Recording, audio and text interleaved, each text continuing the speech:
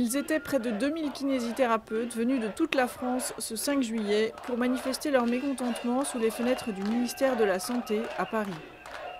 Une colère aux causes multiples que Daniel Paguet-Sorail, président de la FFMKR, a rappelé avant qu'une délégation ne soit reçue par les représentants d'Agnès Buzyn. Accès partiel, STAPS APA, non-reconnaissance de nos 5 années d'études, non-revalorisation de nos actes, discrimination pour les femmes qui naissent enceintes,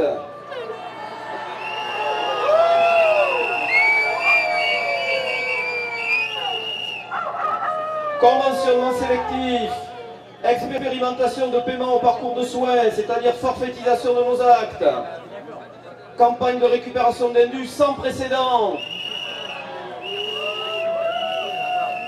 pouvoir exceptionnel donné au directeur des caisses primaires. La liste est longue, mais la goutte d'eau qui a fait déborder le vase, les compétences données aux chiropracteurs.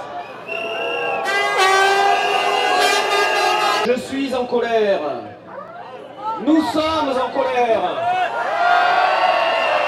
Étudiants, libéraux, salariés, déficients visuels, tous étaient présents pour exprimer leur ras-le-bol. Nous sommes en sous-effectif permanent. À l'hôpital, on n'est pas très reconnu. En plus, on est très mal payé par rapport au nombre d'années d'études qu'on réalise. On est considéré comme un bac+2 alors que nous faisons un bac+5. Et du coup, c'est pour manifester pour toutes ces causes et aussi pour soutenir nos collègues en libéral. Pendant que les présidents des syndicats portaient au ministère les revendications de la profession, d'autres représentants ont fait le point au micro face à la foule sur les différents motifs de leur colère. La FFMKR est associée à Alizé a déposé un recours qui suit son chemin. Les délais sont longs, c'est-à-dire que nous n'aurons pas de réponse avant 2019, ça oblige à ronger son frein.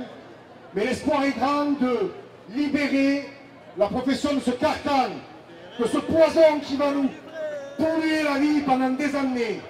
Donc nous ferons tout ce qui est en notre pouvoir pour lutter contre cette signature et contre ce texte. Après plus d'une heure d'entretien qui, en l'absence de la ministre, ne pouvait pas déboucher sur grand-chose, les manifestants ont promis de revenir en septembre.